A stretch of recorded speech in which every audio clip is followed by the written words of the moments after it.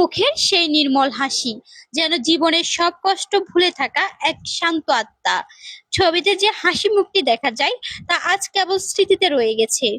প্রিয়জনদের কাছে সেই হাসি এখন সবচেয়ে বড় বেদনা হয়ে ফিরে আসছে।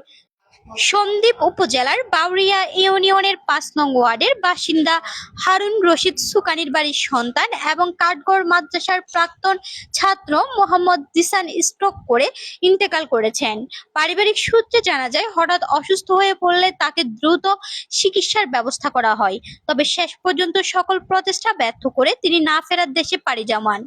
তার এই আকস্মিক মৃত্যুতে এলাকায় নেমে এসেছে গভীর শোকের ছায়া। জিসান ছিলেন ভদ্র, নর্ম ও হাসিখুশি স্বভাবের একজন তরুণ। স্থানীয়দের কাছে তিনি একজন ভালো মনের মানুষ হিসেবে পরিচিত ছিলেন। তার এমন মৃত্যু কেউ সহজভাবে মেনে নিতে পারছেন না।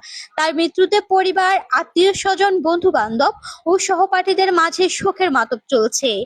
অনেকে সামাজিক যোগাযোগ মাধ্যমে শোক প্রকাশ করে তার রুহের মাগফিরাত কামনা করেছেন।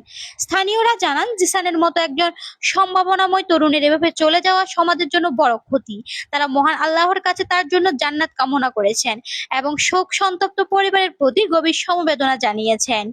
সবশেষে এলাকাবাসী ও শুভাকাঙ্ক্ষীরা মরহুম মোহাম্মদ জিসানের রুহের মাগফিরাত কামনা করে সকলের কাছে দোয়া প্রার্থনা করেছেন।